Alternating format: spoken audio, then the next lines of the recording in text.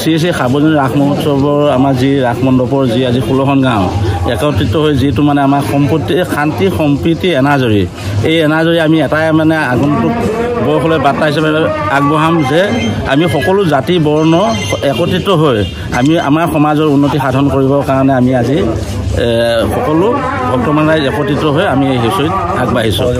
কিমান সংখ্যক ৰাইজৰ সমাগম ঘটিছে?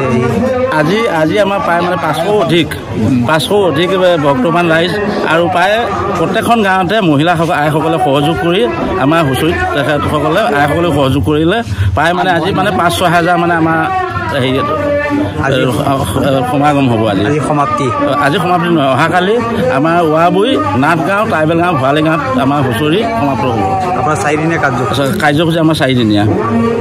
16খন গাঁও ৰাইজ ভক্তপ্ৰাণ ৰাইজ আহি পেলাই আমাৰ পদাৰ্পণ কৰিছিল। কিমান দিনীয়া পৰম্পৰা এইটো আমাৰ আজি পৰম্পৰা তাৰমানে আমি 83 পৰাই আমাৰ তাৰমানে হুঁচৰি গোৱাটো মানে অবিৰত আজি পৰ্যন্ত চলি আহিছে।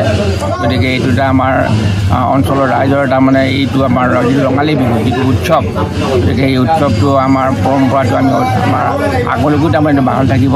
ৰাইজৰ পৰা বিপুল সঁহাৰি আৰু আশীৰ্বাদ তাৰমানে পোৱা গৈছে। গতিকে এতিয়া আমাৰ এটা সাংস্কৃতিক গতিকে অসমীয়াৰ যিটো আমাৰ ৰঙালী বিহুৰ যিটো ৰং বা যিটো উৎসাহ, গতিকে এইটো আমাৰ ডাঙৰ এটা অনুষ্ঠান। গতিকে আমাৰ এইটো এটা বৰ্ণিল তাৰমানে এইটো অনুষ্ঠানৰ তাৰমানে আমাৰ স্বৰ্ণিল তাৰমানে আমাৰ আয়োজন।